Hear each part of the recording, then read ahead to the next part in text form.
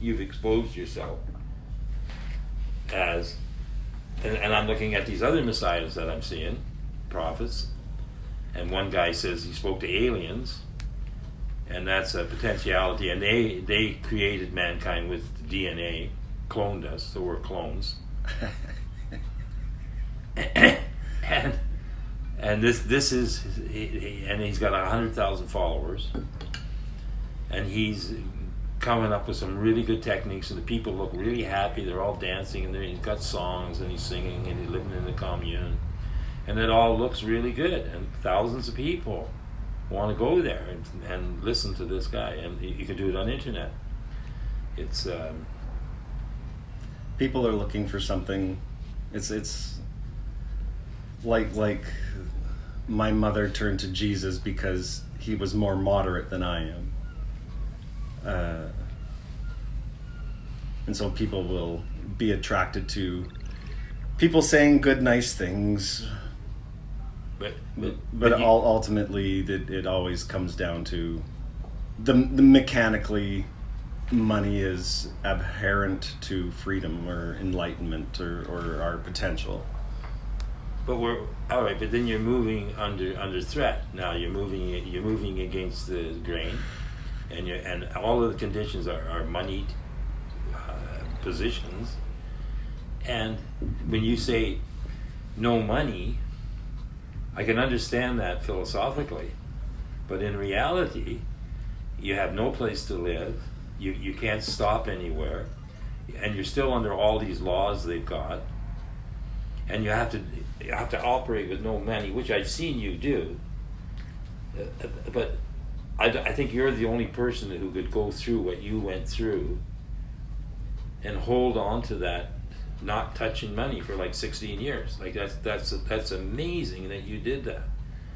And I've watched you do it, and I could tell stories about how I process what I witnessed you doing, and then juxtapositioned it against what I'm doing, which is where I'm a capitalist, I'm a garbage collector, I do deals all the time, and I look at how you're surviving with no money, and organized and focused on this.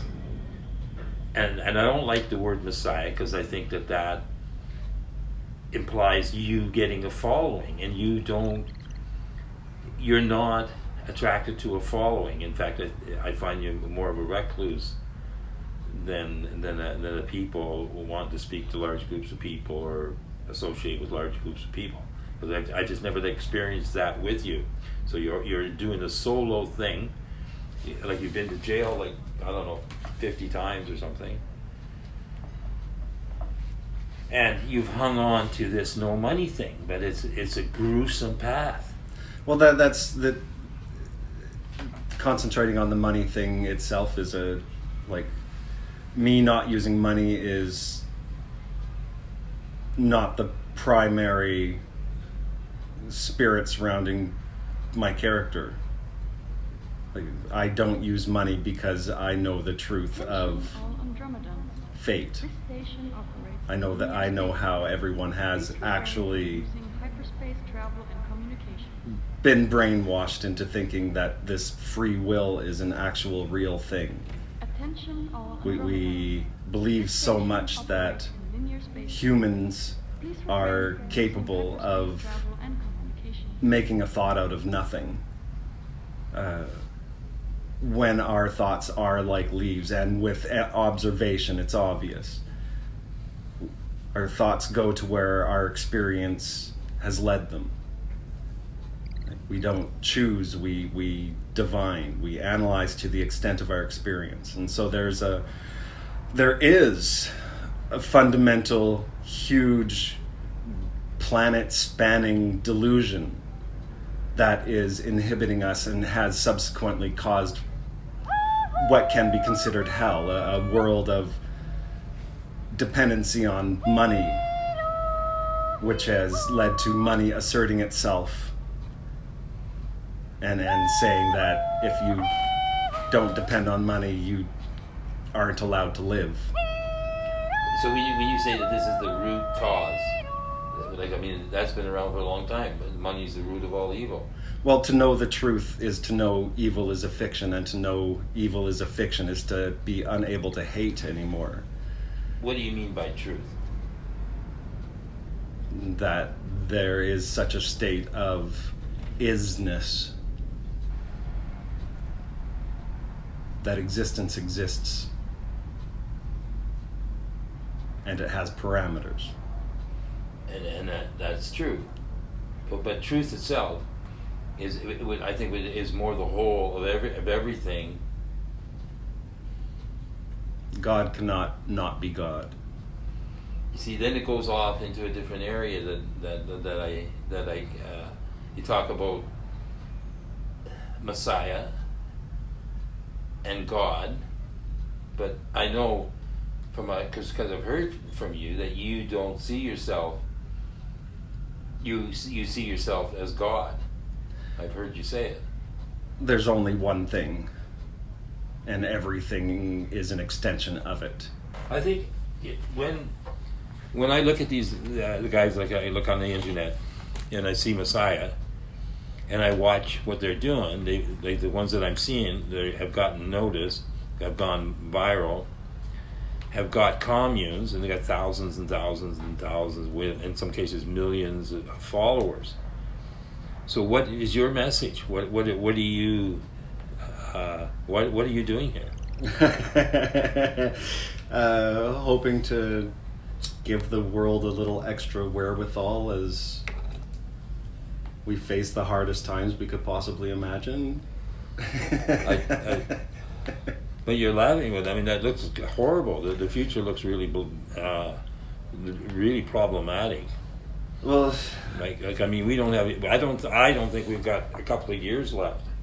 Well, it doesn't really matter. Like ultimately, it's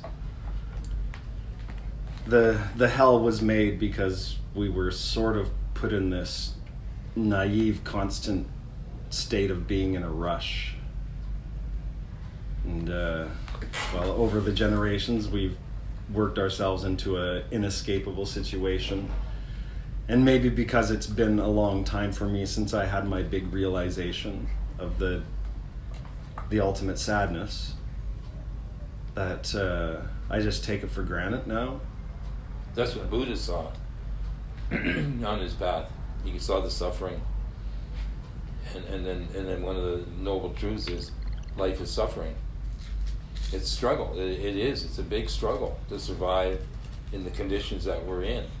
Well, people are looking for answers, and when they find partial answers, they jump on them, and they never get anywhere with that. And so they need like a fuller answer. So I, like everybody, would like to find a Messiah that came out with the true message and gave people the real direction were to move in. But how do you move in this circumstance that we're in, where we're under the condition of money, under the rules and laws of money, and without that, we have to depend on fate for survival. And witnessing you, like you went through some really tough times, including long fasts. Like what, 28 days you fasted once? You don't think that's important? No, I was just trying to capture a thought I was thinking before you asked that. Well, just like I'm in this. Well, here we are. are. It has to do with the fate. The fate, yeah. Anything else is inconsequential until that's dealt with, and so the people. There's no saving the world without understanding why pride is sin or insane. But that's the thing. Like, once you understand that one simple conjecture, just out of humility, because you heard that someone was challenging the idea of presuming arbitrarily that free will is a real thing, that to humbly consider that it's not, and that is enough. Like, to have your brain have the humility to consider that your actions are not the actions of your own will, but the singular will falling into the future, which has just constructed your ego or character into experience, and that's how God is interacting with the now. Wow. Wow. Man, wow, that's a mindful. That's a lot to conjecture. So, but that's one of your big points, is that you don't believe in free will. Well, once you're at that point, that everything else just falls into place, like the not using money. It's already in place. Well, because brains are not controlled by the ego. A brain that sees truth will force you to adhere to that truth, or it will make you insane. And so And again, once more, again, being truth. What is truth? The singularity that is. But who can like, that's the comprehension of the whole, seeing the whole as it is, all the universe, all mathematics. Well, from what I've seen, it starts with a simple acknowledgement of a universal parameter. It doesn't matter what that parameter is. To see in oneself that something is true or real, beyond a doubt or whatever, beyond fantasy, that existence exists. And to mine started out, I knew truth was real because I knew doubt was assuredly a real thing, because I knew that I've doubted. And so I knew truth was a thing that existed in the universe. And that's where it all started, by knowing that truth is an objectively real thing in the universe. But can one safely know truth without it being just another made-up belief system based on your own reality, and not at all a universal on universal parameters? Well, that's where patience comes in, because at that point it's a matter of discovery, because there actually is a truth beyond human opinion, and humans are not the ones making the truth. Do you believe that you can die? There's only one thing, and it has no beginning. So there's only one soul. Wow. And so no, ultimately there is no death. There is no death. So completely fearless. And you know. Is there anything you fear? I just would like people to know, if I'm gonna be tortured, that I hope they can forgive me if I scream. Holy shit.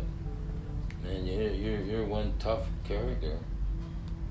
Well, this thing took all my preconceptions of what I'd wanted my life to be, and so I'm at a point now where I just want to get it done. It being save the world.